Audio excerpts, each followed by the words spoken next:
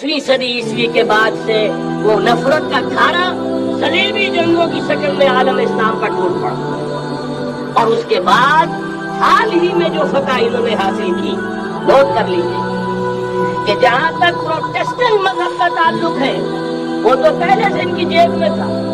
یہ ویسٹ کا لفظ آپ نے پڑھا ہوگا اور اخبارات میں آتا رہا خرید کی جنگ کے دوران۔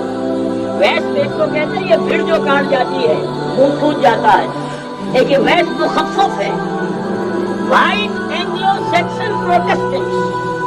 سب سے پہلے یہود نے انہیں شکار کیا، اپنا اعلی کار بنایا۔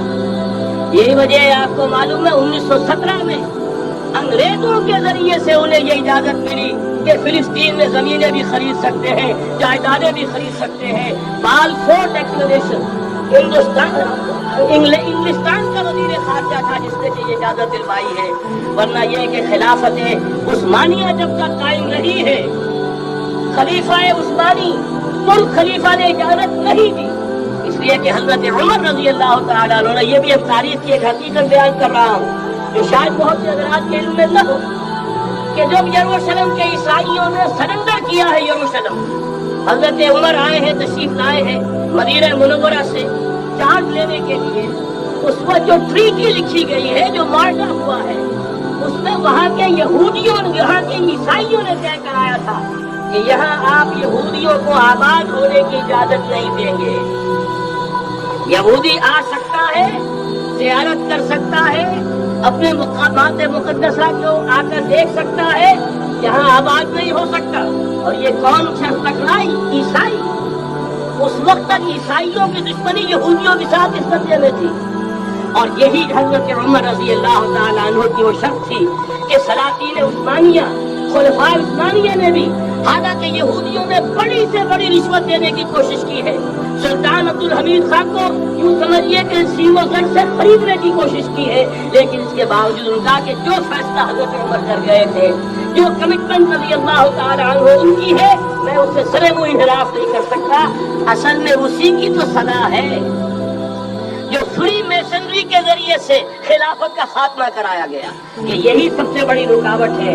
اگر خلافت ختم نہ ہوتی اور اگر کہیں جہاد کا اعلان خلیفہ عثمانی کی طرف سے ہو گیا ہوتا تو یہ کہی تھی بات، جب حضرت شیخ الہند رحمۃ اللہ علیہ جب یہ اسیری میں تھے مالٹا میں، تو وہاں کا انگریز کمانڈنٹ اس نے کچھ مرید ہو گیا تھا یا کم سے کم عقیدت مند ہو گیا تھا۔ ایک روز حضرت شیخ الہند نے ان سے سوال کیا اس شخص سے کہ آپ لوگ ہماری خلافت کے پیچھے کیوں پڑے ہوئے؟ یہ تو بیمار تم خود کہتے ہو، یورپ کا مرد بیمار ترکی، آپ کو کیا ڈر ہے اس سے؟ آپ کیوں اس بیچاری خلافت کے در پہ ہے؟ اس شخص نے جواب دیا تھا، مولانا اتنے بھول پن کے ساتھ بات نہ کیجیے، ہم بھی جانتے ہیں آپ بھی جانتے ہیں، اگر کہیں خلافت عثمانیہ کی طرف سے جہاد کا اعلان ہو گیا تو پورے عالم اسلام سے لاکھوں مسلمان اپنے سروں سے کفن باندھ کر نکل آئیں گے۔ آج اس گئے گزرے دور میں بھی اس کمزور اور یوں سمجھیے کہ نام نہاد خلافت کے اندر اتنی جان ہے، اتنی طاقت، لہذا اس کو ختم کیا گیا، اور ختم کرایا گیا کن کے ذریعے سے؟ وہ جو مسلمان کہلاتے ہیں تھے فری میسن، مصطفیٰ کمال پاشا فری میسن، اور اس کے ذریعے سے انہوں نے سارے کام جو کروائے وہ در حقیقت اپنے سازشوں کے ذریعے سے اور مسلمانوں کو استعمال کر کے۔ بہرحال بات لمبی ہو رہی ہے۔ پہلی بات تو یہ ہے کہ وہی نقشہ اس وقت کا آج بھی ہے جہاں تک یہودیوں کا تعلق ہے، لیکن فرق یہ واقع ہو گیا کہ اس وقت عیسائی یہودیوں کے تابع نہیں تھے، بلکہ عیسائیوں اور یہودیوں کے مابین دشمنی تھی۔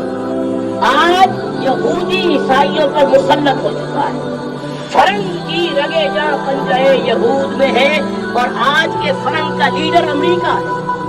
امریکہ کا صدر یوں سمجھیے کہ وہ ان یہودیوں کا غلام ہے، مجال نہیں کہ ان کی مرضی سے ادھر سے ادھر ہو جائے، اور اگر کوئی غلطی سے ادھر سے ادھر ہو جائے تو اس کا پتہ چاک ہو جائے گا۔ آپ دیکھیے کیا حشر ہوا بش کا، حالانکہ بہت بڑا ہیرو بن کر نکلا تھا گلف وار سے، لیکن ذرا سا ایک بیان دے دیا تھا کہ جو اسرائیل کو پسند نہیں آیا، تو جو الیکشن میں چاروں شانے چت ہوا ہے اس کا جو حشر ہوا وہ دیکھ لیجیے۔ تو پہلی بات تو یہ سمجھ لیجیے کہ آج بھی یہودی، یہ نیو ورلڈ آرڈر ہے، نیو ورلڈ آرڈر، اور اس میں عیسائی دنیا اس کی اعلی کار ہے. اب صورتحال کیا ہے؟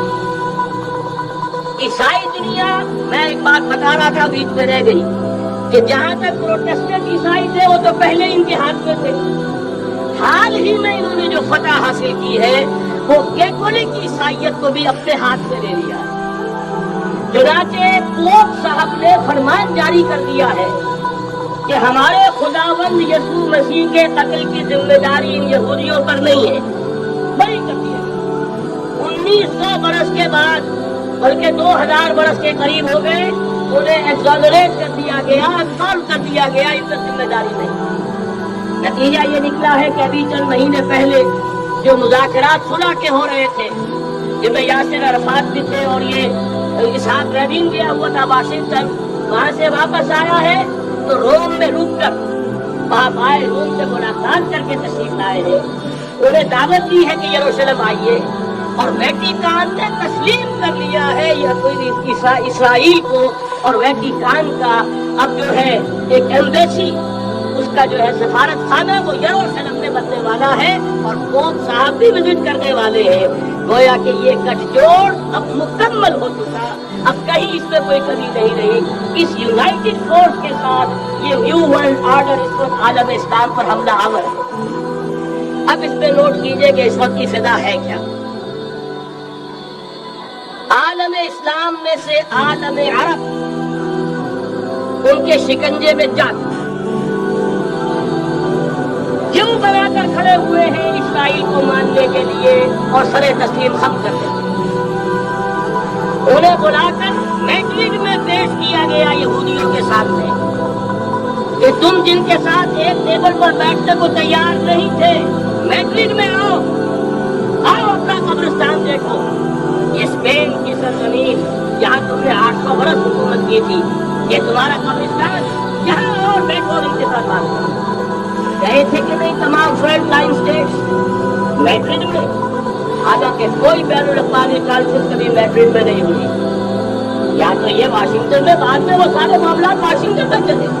شروع وہاں سے کیا، اس لیے کہ نیوز ویک کا کچھ عرصے پہلے کور سٹوری جو تھی 1992 is the year of Spain. Why? 1592 was the year of the fall of Granada.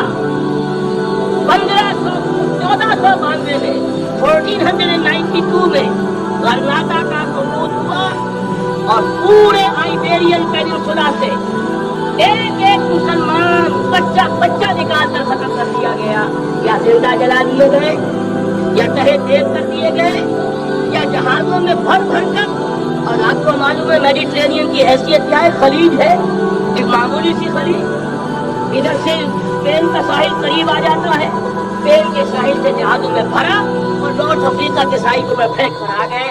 پورے ہسپانیہ میں جہاں 800 برس مسلمان کی حکومت رہی، ایک بچہ بھی مسلمان نام کا موجود تھا. یہ تھا 1492، اور اب آیا تھا 1992. 1992 is the year of pain. اسی لیے ورلڈ اولمپکس رکھے گئے، وہاں دلہن کی طرح سجایا گیا ہسپانیہ کو، اور بلایا گیا، طلب کیا گیا، سمن کیا گیا تمام دول عرب کو، آؤ یہاں بیٹھو.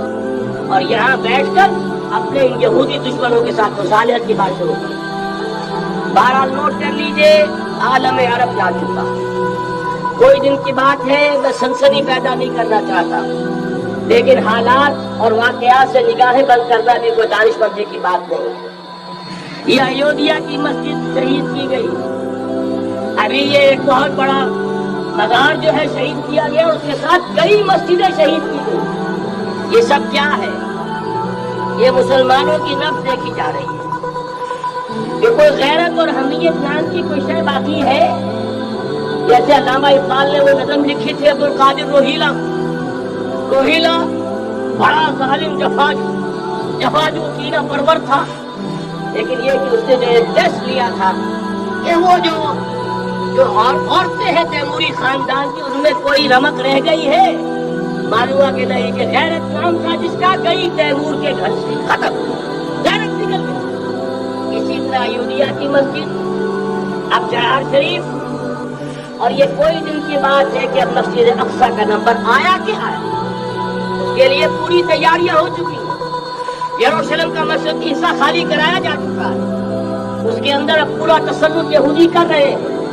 یہاں تک کہ یاسر عرفات صاحب نے بھی کچھ نہ کچھ جو ہے احتجاج کی بات کی ہے، حالانکہ اب تک ہر بات مان کر انکار زیر پر تھا، لیکن یہ کہ ایک وقت آتا ہے آخر کار اسے بھی کچھ بولنا پڑ گیا ہے۔